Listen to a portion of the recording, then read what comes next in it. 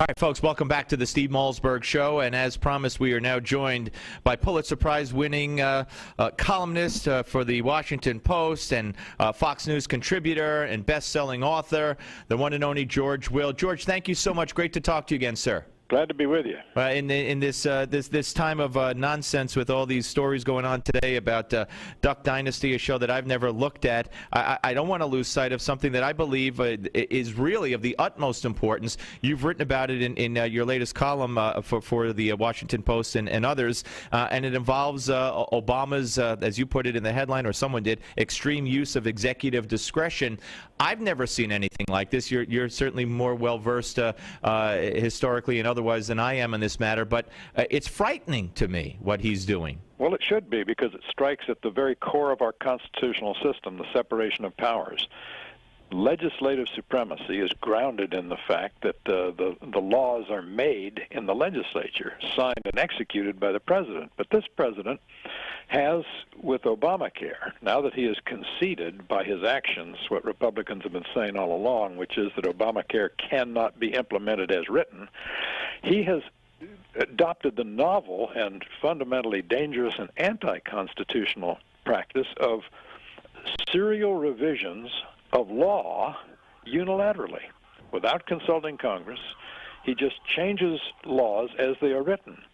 And this, again, is fundamentally lawless. All presidents try and push the envelope of executive power, but a progressive president is most apt to do that, because since Woodrow Wilson on 100 years ago, the core progressive belief has been that progress would come if we concentrate more and more power in Washington, more and more Washington power in the executive branch, in the presidency, and more executive power in independent agencies and independent actions by the president. And that's what we've got today. Yeah, and you know, I don't expect the mainstream media to pick this up or to care about it because of who they are. I don't expect the American public, because of that and for various other reasons, to grasp it and to see the urgency or the sense of urgency. But for the life of me, I don't understand why all but I think 30 Republicans in the House now want a resolution brought to the floor that would give them, they would vote themselves the power, the authority, and the standing to go to court to address this. And I don't understand why every time he changes a law, whether it's Obamacare or immigration reform or Defense of Marriage Act or the work provision in welfare reform, why Republicans don't go to the steps of the Capitol and just drive this home and force the coverage of this issue. Instead, they bat an eye, blink, and go to sleep. Well, I'll tell you who should come awake on this, and those are our Democratic friends, because someday there's going to be a Republican president again. And what are they going to say when he says, you know, I like this idea that Mr. Obama popularized of enforcement discretion, and I just don't think the capital gains tax is good for the country, so I'm going to direct the IRS not to enforce the capital gains tax. I mean, two can play this game.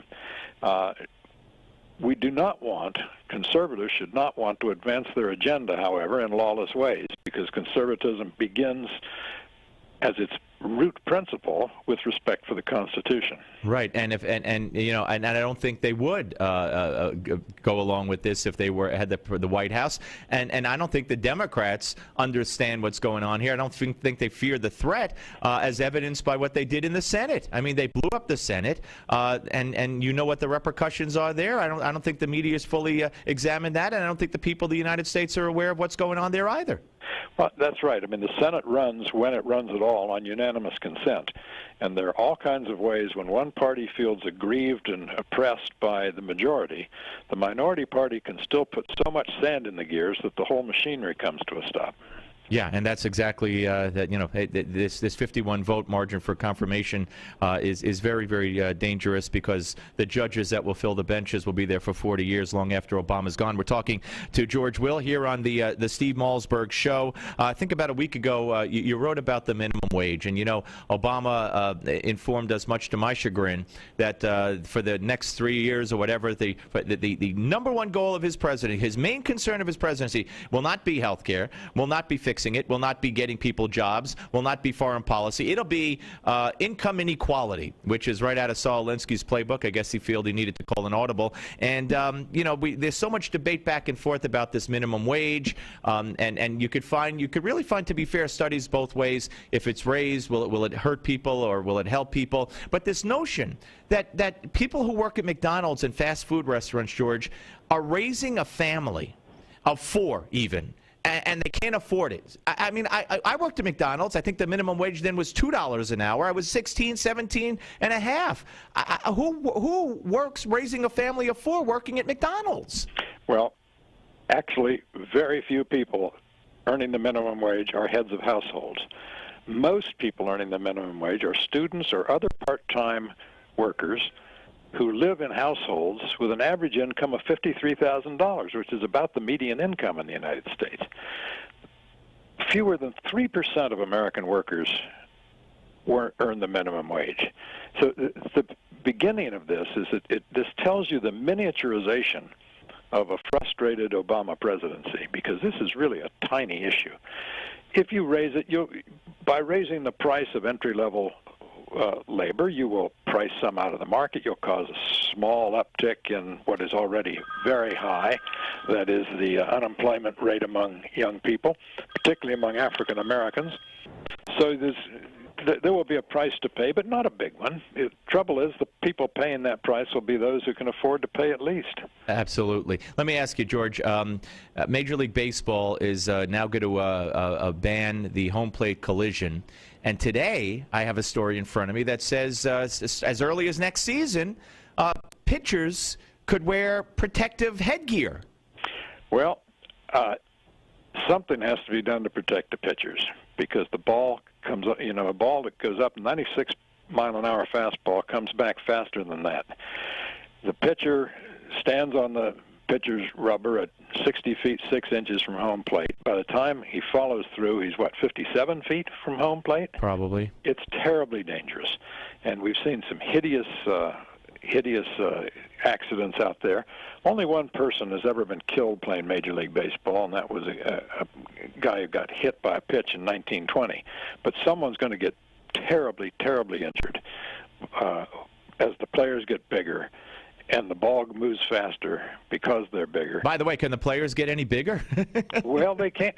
My goodness, who would draft Whitey Ford? Whitey Ford was 5'10". George, you watch the Yankees, classics, or the Mets classics, or any of these games from the 70s or the early 80s, and their pants fit them so tight, they're skinny balinks, all of them.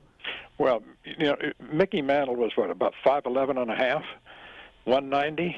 He'd look like the Bat Boy in a dugout these days. He really would. So you have no problem with the protective helmets. What about the collisions? I mean, there's this phrase that I've heard used, so I'll use it because it's been used in the media, the wussifying of baseball. You believe that that's happening? Well, I think the people who are saying that ought to get out there and crouch at home plate, looking out to right field when the ball's coming in, when there's a 240-pound runner coming down from third base, or maybe Prince Fielder at 280. It seems to me we really don't want to have the kind of collisions that took a brilliant player, Buster Posey, out for a year, the Giants catcher. Right. It seems to me there's a way, by tweaking the rules, and this rule hasn't been written yet, and it will be hard to write, but I do not think it's fair to catchers or to the base runners to have this ethic in baseball that two players, the catcher and the base runner, ought to put their careers in jeopardy. Good point. Over this one run at home plate. Good point. Hey, George, have a Merry Christmas, sir. Happy New Year. Thank you very much, and I hope you'll come back next year. I sure will. Thank you, my friend. George Will, ladies and gentlemen, here on the Steve Malzberg Show. When we come back, I love talking to George Will. I could talk baseball with him probably for 2 hours. When we come